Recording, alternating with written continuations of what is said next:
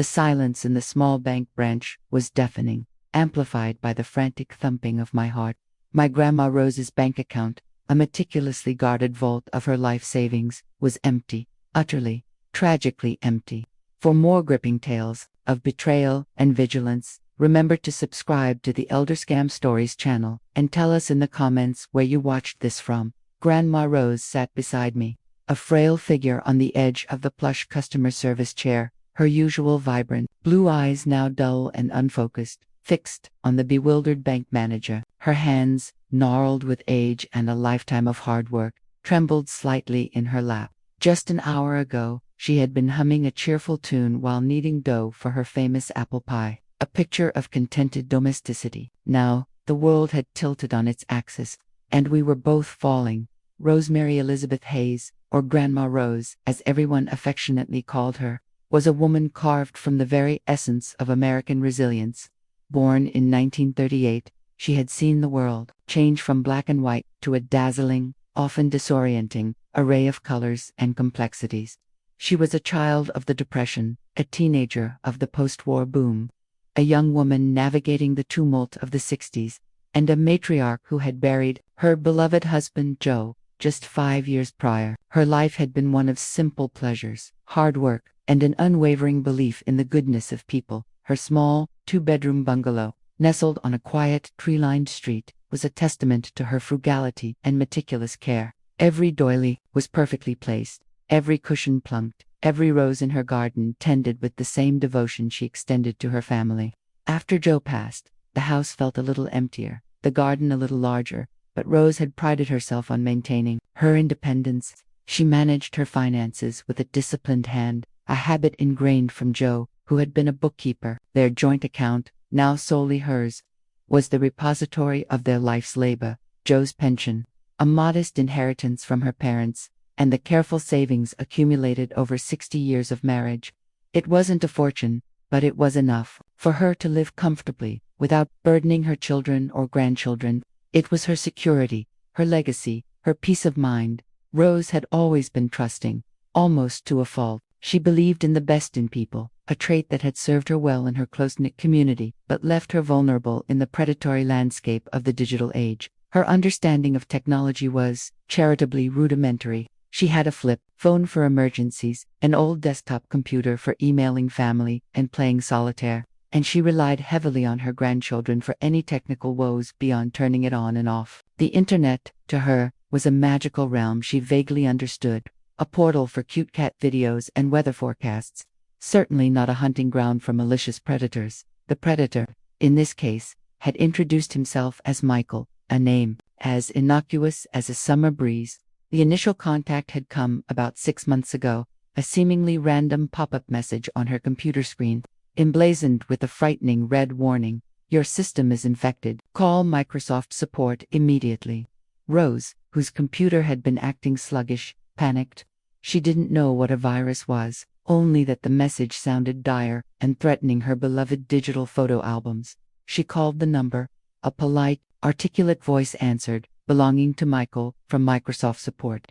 He spoke with a gentle, reassuring tone, patiently guiding her through a series of steps. He told her she needed to grant him remote access to her computer to fix the critical security vulnerabilities. Rose, relieved someone was helping her, readily agreed. Michael spent nearly an hour, or so it seemed, clicking and typing, explaining technical jargon she only half understood but trusted was for her benefit. "There, Mrs. Hayes," Michael had said, his voice warm with feigned accomplishment. "Your system is now clean and secure. We've installed a premium firewall and antivirus suite. This normally costs several $100s, but as a loyal Microsoft user, we can offer it to you for a one-time fee of just $199.99 for lifetime protection." Rose hesitated. It was more than she expected, but the relief of having her computer fixed outweighed the cost. "How do I pay?" she asked. "For your convenience, Mrs. Hayes, we can process that right over the phone using your debit card. It's completely secure." And so, Rose gave him her debit card details. This was the first, almost imperceptible, crack in the dam of her financial security. The transaction went through, and Michael thanked her profusely, assuring her she could call him directly if she ever had another issue. He even gave her a specific support line number, which was, of course, his direct line. Over the next few weeks, Michael called periodically, ostensibly, to check on her system's performance. These calls were brief, friendly, and increasingly personal. He'd ask about her day, her garden, her family. He spoke of his own elderly grandmother and how much he admired independent seniors. He commiserated with her loneliness, subtly, by expressing how he wished he had more time to spend with his own family. Rose, who often felt a pang of solitude in her quiet home, found herself looking forward to his calls. Michael was always so polite, so understanding, so helpful. He was like the grandchild she wished lived closer, someone who understood technology and genuinely cared. "Mrs. Hayes, it's Michael here. Just checking in. I was reviewing your account, and it seems there's a small discrepancy with the premium software we installed. It appears a recent system update from Microsoft has caused a conflict, and your firewall isn't performing optimally. I can fix this for you remotely, but it might require a brief system restart and a small patch installation." Rose, slightly flustered, agreed. She trusted Michael. He had helped her before. During this fix, Michael would often discover other issues: a breach attempt on her email, an unauthorized access alert on her online banking, which he had subtly encouraged her to set up for easier monitoring during their previous calls, guiding her through the process of creating a new password he could safely store for her. Each fix came with a new, slightly higher fee, or a recommendation for a special, one-time upgrade for her absolute security. These ranged from $300 to $700. Rose, though increasingly anxious about the mounting costs, believed she was investing in her safety. Michael assured her these were one-off payments to protect her hard-earned savings. The true insidious nature of the scam began to unfold when Michael started shifting the narrative from technical support to financial protection. "Mrs. Hayes," he said one afternoon, his voice grave, "I've just detected a highly sophisticated phishing attempt targeting your bank account. It's very serious. Millions of dollars are being stolen from vulnerable seniors daily. We need to act fast to protect your funds." Rose's heart pounded. Her savings. "What do I do, Michael?" she whispered, her voice barely audible. "Don't worry, Mrs. Hayes. I'm here to help. This is what we call an isolation protocol. We need to move your funds temporarily to a secure, government-backed account. It's a special holding account used by the Treasury Department for these types of high-level cyber attacks. Once the threat is neutralized, your money will be transferred back, safe and sound." He spoke with such authority, such urgency. He explained it was a highly confidential procedure, and that she must not discuss it with anyone, not even her family, because the scammers might be monitoring your communications. He painted a vivid picture of lurking cybercriminals, ready to pounce on any weakness. He presented himself as her sole guardian in this treacherous digital world. Rose, terrified by the prospect of losing everything, and conditioned to trust Michael implicitly, agreed. He guided her, step by step, through initiating wire transfers from her bank account to various secure accounts. These weren't government accounts, of course, but mule accounts controlled by the scam syndicate. The first transfer was for $5,000. Michael had explained it was a test transfer to ensure the protocol worked. Then came another for $10,000, then $15,000. Each time with a new, elaborate explanation: "We need to clear a larger block of funds. The initial transfer wasn't large enough to trigger the full security protocol. There's a new wave of attacks. We need to secure more of your assets." Rose grew increasingly uneasy. Going to the bank so often, initiating these large transfers, felt wrong. Her bank teller, Martha, a kind woman who knew Rose for years, had asked, "Everything all right, Rose? That's a large sum to be sending." Rose, remembering Michael's warnings about secrecy, had mumbled something about helping a relative with a down payment or investing in a new government bond. Martha, while perhaps a little skeptical, saw no red flags beyond the unusual frequency and value, and Rose was adamant she understood the transactions. Rose herself was now caught in a web of fear and shame. She felt foolish for even considering these transfers, but Michael's voice was a constant presence in her ear, a soothing balm over her anxieties, promising ultimate security. He reassured her that any bank questions were just protocol and that she should simply say it was for a family member or a personal investment. He even convinced her to download a secure banking app on her old desktop, which was, in reality, remote access software that allowed him to see everything on her screen, including her online banking passwords. He'd then log in himself, sometimes, even when she wasn't on the phone, subtly moving funds, testing the transfers. He became her shadow in the digital realm. Mrs. Hayes, it appears there's a problem with the secure transfer. One of the intermediary accounts has a slight hold. We need to create a new, temporary account in your name to bypass this, but it requires a deposit to activate. Once activated, all your funds will be transferred there instantly, safe from all threats. This time, it was $20,000. Rose's stomach churned. She was now dipping dangerously low into her savings. She mentioned her concern to Michael. "Mrs. Hayes," he said, his voice laced with concern, "I understand your apprehension, but think of what you stand to lose if we don't act now. This is a small, temporary investment to secure your entire life's work. Trust me, I am working tirelessly to protect you. I see you as my own grandmother." That last line hit home. Rose felt a bond with him, a deep, misguided trust. She had confided in him about Joe, about her loneliness, about her anxieties. He had listened, offered soothing words, and always brought the conversation back to protecting her money. The shame of admitting she might be wrong, that she had been foolish, was a powerful deterrent to seeking outside help. She had gone too deep. She had to see it through. Meanwhile, her family, scattered across the country, had noticed subtle changes. My mother, Rose's daughter, had called her weekly. "Mom, you sound a bit distracted. Is everything okay?"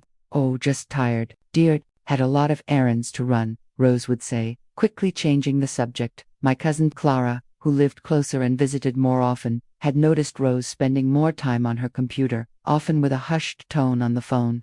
"Grandma, who are you talking to so much?" "Just a nice man from the computer company, helping me with a few things." Rose would dismiss it, a slight edge of defensiveness in her voice.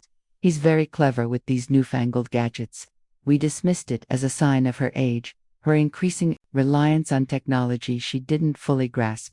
We joked about her being a tech whiz now. We didn't push, we respected her independence. That, we now realized with a crushing weight, was our fatal flaw. We should have pushed, we should have asked more questions. The scam culminated in a frantic 2-week period. Michael claimed there was a major international cyber raid underway, and that all secure holding accounts needed immediate reallocation. He told Rose her funds needed to be moved to a final, impenetrable vault. This required transferring almost all her remaining funds. He made it seem incredibly urgent, almost apocalyptic.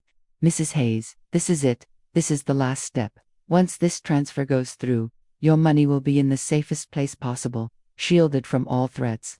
You'll never have to worry again. We'll even send you a certificate of protection from the Treasury Department." Rose, exhausted, emotionally drained, and filled with a desperate hope that this nightmare would end, agreed. She went to the bank, her hands shaking, and initiated the largest transfer yet, $60,000.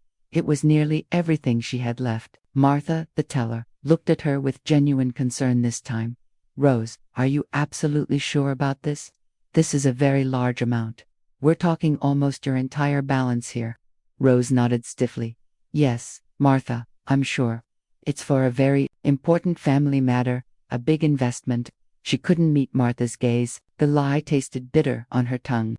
But Michael's warnings echoed louder than her own conscience. After that transfer, the calls from Michael became less frequent, then stopped altogether. Rose tried calling his direct line, but it went straight to a generic voicemail, then eventually disconnected. A cold dread began to settle in her heart. She told herself he was just busy with the major cyber raid, but as days turned into a week, the silence became deafening. The crushing blow came with the heating bill. Rose had always paid her bills promptly, a point of pride, but the automatic payment bounced. Confused, she called me. "Sweetheart, can you just check my bank balance for me online? My computer's being slow, and I can't seem to log in." She sounded worried. I logged into her online banking from my own computer, using the credentials she had given me for emergencies years ago. I navigated to her savings account, the account that held the sum of her life. The number on the screen stared back at me, a cruel, mocking 0. My breath hitched. I clicked refresh, hoping it was a glitch. 0. I checked the transaction history, a dizzying cascade of outgoing wire transfers, small fees, then larger and larger sums, culminating in the $60,000 transfer 10 days prior. My stomach dropped. "Grandma," I said, my voice barely a whisper, "we need to go to the bank, right now." And so, we found ourselves in the hushed, sterile environment of the bank, confronted with the devastating truth. The bank manager, a kind woman named Ms. Evans, listened patiently as I recounted the story, my voice trembling with a mixture of anger and despair. Rose sat silently, her face pale, a tear tracing a path down her wrinkled cheek. "I'm so sorry, Mrs. Hayes," Ms. Evans said, her voice filled with professional empathy. "Based on this, it sounds like you've been the victim of a sophisticated imposter scam, likely originating overseas. These scammers are incredibly cunning. They build trust, they isolate their victims, and they prey on fear. We learned that while some initial small charges might be disputable if her debit card details were compromised, the large wire transfers, initiated by Rose herself, were virtually irreversible. Once the money is wired, especially to international accounts, it's almost impossible to recover," Ms. Evans explained, her words a hammer blow to our already shattered hopes. "We've already reported it to law enforcement and our fraud department, but the chances of recovery are slim to none." The aftermath was a blur of police reports, calls to federal agencies, and an overwhelming sense of helplessness. The police officer who took our statement was sympathetic but candid. "Mrs. Hayes, these scams are rampant. They target the elderly because they're often more trusting, less tech-savvy, and more susceptible to isolation. By the time we get involved, the money is usually long gone, laundered through multiple accounts overseas." Rose's emotional toll was immense. The initial shock slowly gave way to a crushing wave of shame and betrayal. "How could I have been so foolish?" she would whisper, her voice hoarse, tears welling in her eyes. "Joe worked so hard for that money. I've squandered it all. I trusted him. He seemed so kind." We tried to reassure her, to tell her it wasn't her fault, that these scammers were master manipulators. But the belief that she had been responsible for her own ruin gnawed at her. She became withdrawn, her energy sapped, her spirit dimmed. The vibrant woman who hummed while baking was replaced by a quiet, haunted shell. Her garden, once her pride and joy, became overgrown. The house felt less like a sanctuary and more like a cage of regret. Financially, the impact was catastrophic. Rose was left with only her small monthly pension, barely enough to cover her utilities and groceries. My mother and I stepped in immediately, covering her mortgage, her medical bills, and any unexpected expenses. It was a struggle for us too, but there was no question. We would not let her suffer more. We explored every avenue: victim support, groups, legal aid, social services, but the hard truth remained. The money was gone. The healing process was slow, arduous, and ongoing. We encouraged Rose to talk about it, to voice her feelings of anger and betrayal. We found a local support group for elder fraud victims, and hearing the stories of others who had fallen prey to similar schemes helped her realize she wasn't alone, that it wasn't a sign of her weakness or foolishness, but a testament to the scammer's predatory skill. Gradually, painfully, she began to forgive herself. The experience ignited a fierce fire within our family. We became vocal advocates, sharing Rose's story with anyone who would listen, particularly other seniors and their families. We educated ourselves on the red flags, the deceptive tactics, the warning signs. We now check in on Rose not just emotionally, but also gently, respectfully, on her financial well-being. We've installed monitoring software on her computer that alerts us to suspicious activity, and we manage her online banking for her, with her explicit consent. Grandma Rose is still with us, her spirit slowly re-emerging, though forever marked by the gaping wound of betrayal. She still bakes her apple pies, though less frequently. She still tends her roses, though with a heavier heart.